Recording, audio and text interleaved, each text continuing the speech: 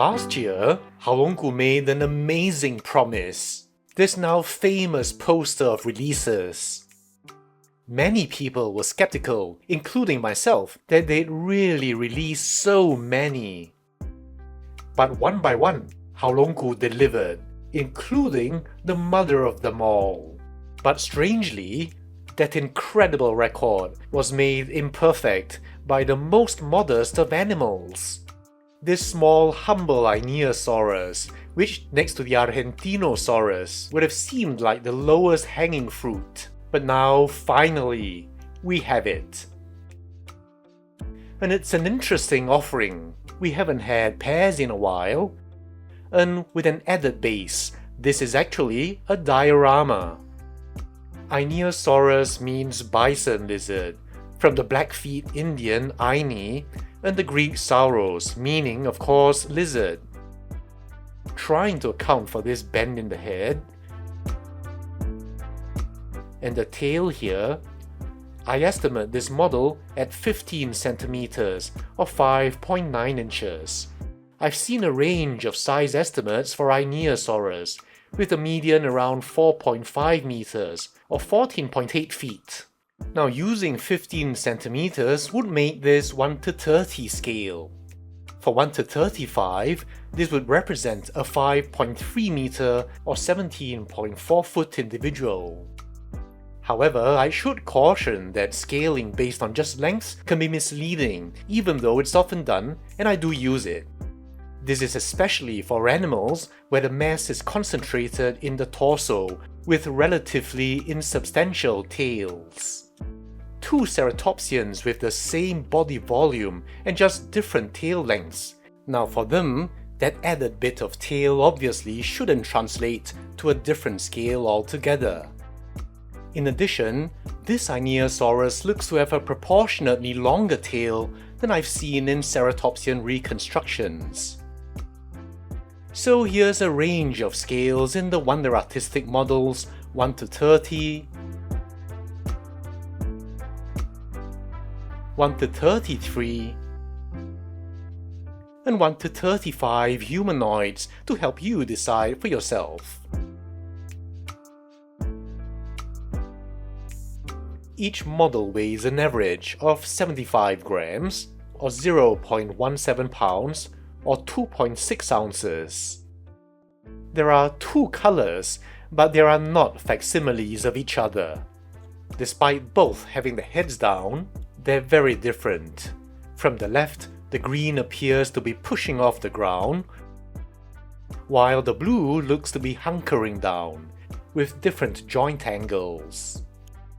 From the front, you see the brown looks like it's angled against tremendous forces, while the blue is more centered. Now, having two such different colors as part of the same diorama begs an explanation. Perhaps it's two regionally different groups or two different contemporaneous species in confrontation. Perhaps sexual dimorphism in courtship, which would be a huge difference in color. Overall, I prefer the green, so let's start with that. In general, the color and pattern is very reminiscent of the green Haolongood Triceratops. They aren't exact copies, but nonetheless, the similarity is unmistakable. Now in the head then, my impression is that this animal looks like a specimen that's well used by life. The nasal horn is of course the centerpiece in this genus. You see that dramatic pro-curved horn, which is appropriately emphasized. Just look at the grooves in the texture and that creamy smooth color fade from orange to brown. From the top, you see the nubs of the supraorbital horns.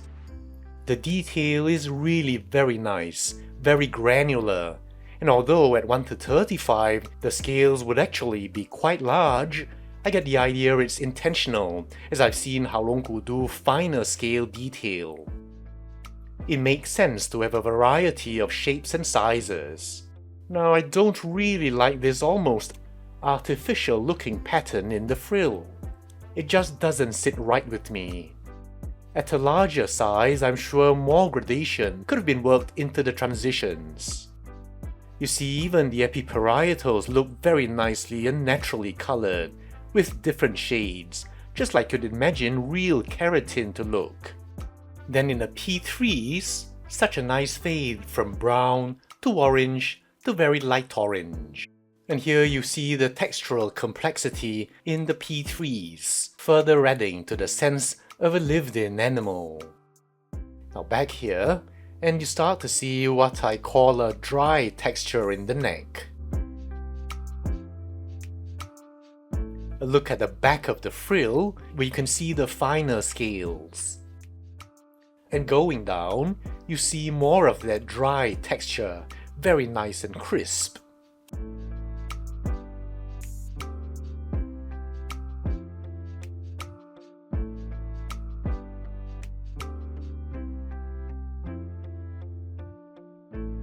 And speaking of crisp, here are the sides of the animal.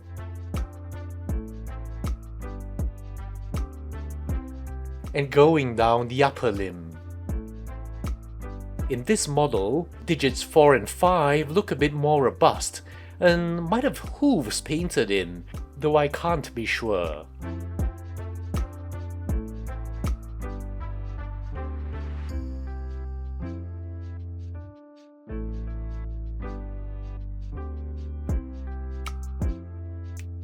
Down the hind limbs now. Look at those crisp, fine wrinkles.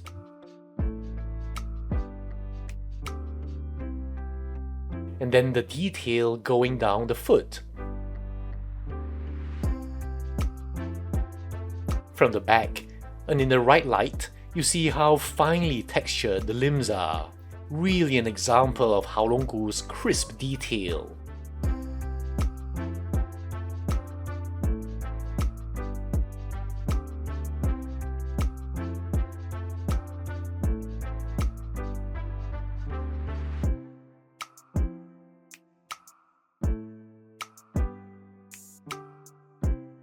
A look at the underside.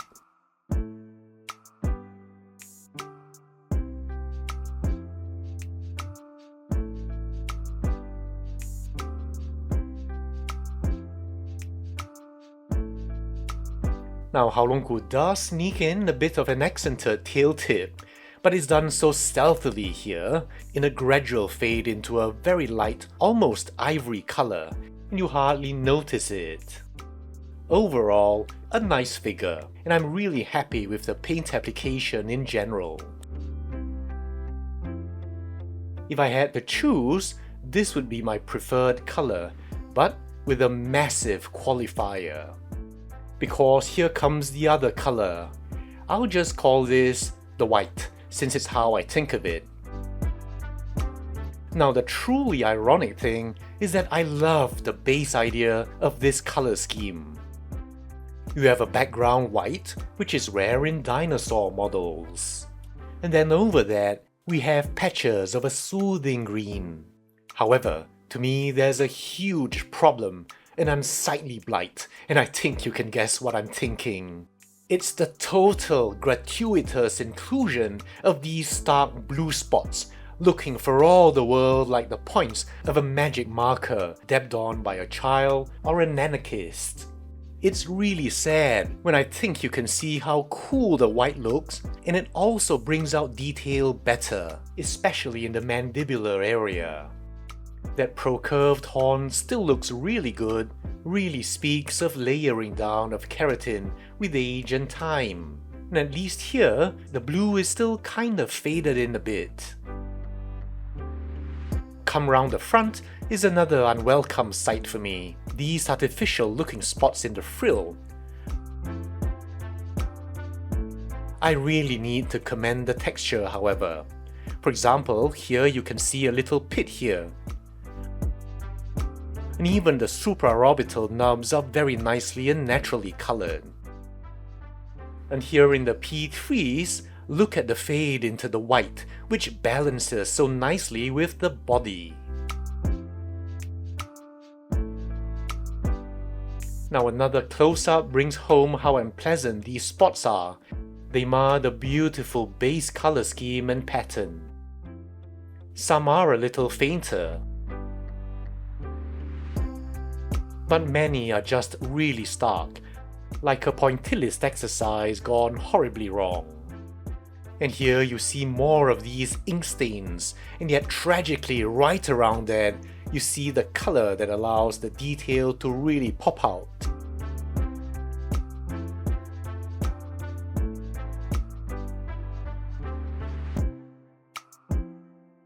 Here in the arm, just love how the white fades into the infuscations towards the fingers.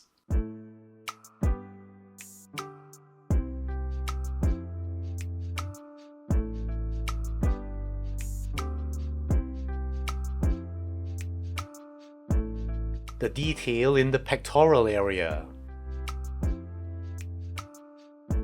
Then down the legs.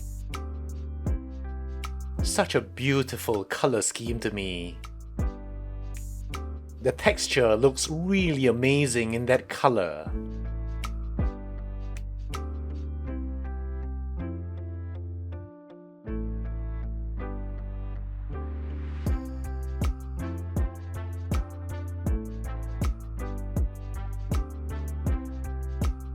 The tail here, a bit of that flashing I'll cut off later.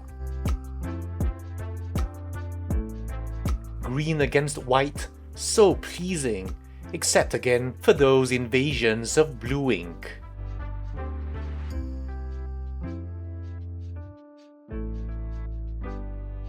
And in an isolated stripe, you see an addition of blue that actually looks right. Again, I just really love the overall color, but it's those blue ink stains that ruin it for me.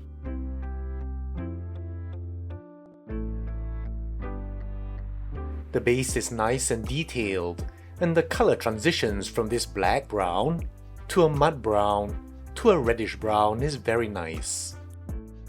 The mossy layer is a nice detail, but it's really quite common in Haolongood bases. In fact, I believe this is exactly the same base that came with the Brontosaurus. But no less pleasing is having this clear pool of water through which you can see the rocks at the bottom. Nice reflection at some angles. I will say that some of this faux moss does fall off rather easily. It's a hard plastic.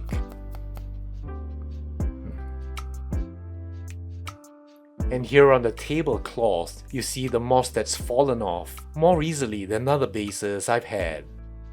Now the comparisons. First to each other, and it's not even a fair comparison since they're different models. You see the difference in position and posture because of the different limb angles. Even more obvious from the right. And here you see a real limitation. While this guy can still possibly stand alone on its own, this guy looks odd. Now maybe not from this angle, but back on the left, it really begs the question, what is he doing with both heels off? And if like me, you like to display Ceratopsians from the front, then the green looks even worse, leaning over like a victim of hot weather and soft product material. And it's only when you position them on the base, changing the angle on this guy, that it gets put in context. And what context? From all angles, you get three-dimensional representation of action and tension. The white definitely looks to be in a better position, and would stand a lot better on its own. And if not for these spots, I'd be perfectly happy as is. But with them, I wish this one had this color instead, without those spots.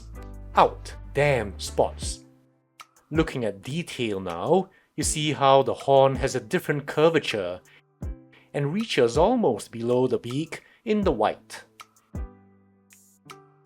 You see the P3s are also morphologically different. Again, the white color scheme is just really a breath of fresh air. And you can see how the detail on the white shines through more clearly. Such a terrible waste.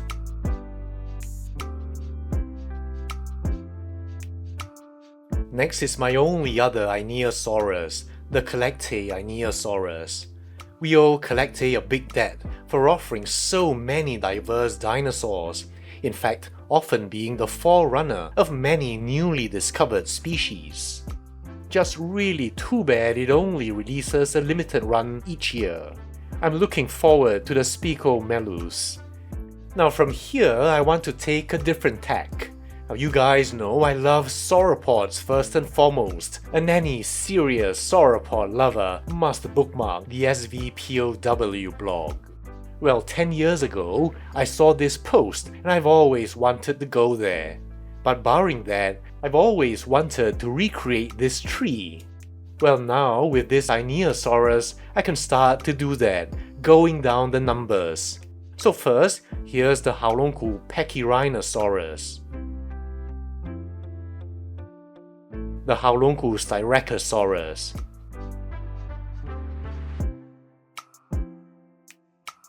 and I have to borrow from PNSO, the muddy Centrosaurus,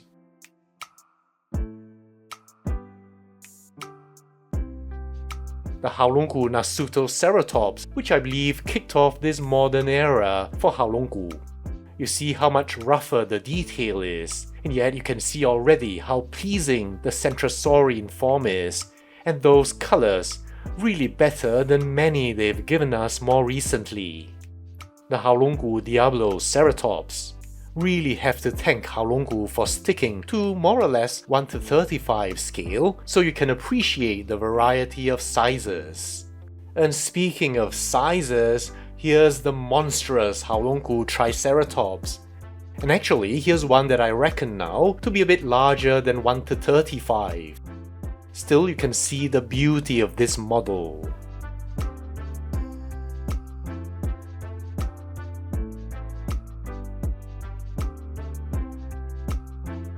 Then the Haolongood Chasmosaurus in my favorite green. So we're just missing 5 more to complete the tree. And bringing up the rear as always, our trusty PNSO Wilson and the PNSO Cameron. So to sum up, I'd say Einiosaurus was really worth the wait. I really couldn't ask for more in terms of that nasal horn, and as I've said, this one would have been my absolute favorite color scheme if not for these fatuous ink spots. Not to mention that this one actually rests quite nicely on its own without the base, and so this is the one that will be up on my Ceratopsian shelf. Now this one I really do like, similar as it is to the Triceratops color scheme, but it's just unfortunate that the pose makes it hard to like as a standalone model. The pose, the illogical points of contact against a flat surface just cries out for something missing. And that something missing is the base. Once you position them, it makes sense. In context, our green is going uphill against the one already on top. You see a very nice moment in the life of an Einiosaurus. The challenger, hungry and struggling uphill. The king of the hill, not so hungry, but when he wants the food, it's there. Now a note on the placement, it's not very forgiving. Essentially, you want to arrange such that the feet don't lift off at ridiculous angles or for illogical reasons. For example, here in the white, it looks possible as a transitory part of the struggle. And the double feet push-off of the green here makes sense. The foot coming off here, and this one pushing off. I'd say in general, at least 3 points of contact for each model makes sense. Look here how even from the back, you get an idea of the action going on. See here the agitation as seen in the swish of the tail. Now here again is what I meant about making sure that the off-foot makes sense and the picture looks right. Another slight repositioning with the nasal horns shoving against each other. What a mighty struggle. Or it might just be a sexually dimorphic pair getting busy. Whatever it is, except for the white, this is really a diorama and would look best displayed as such. So that's it. Let me know what you think, and I'll see you in the next video.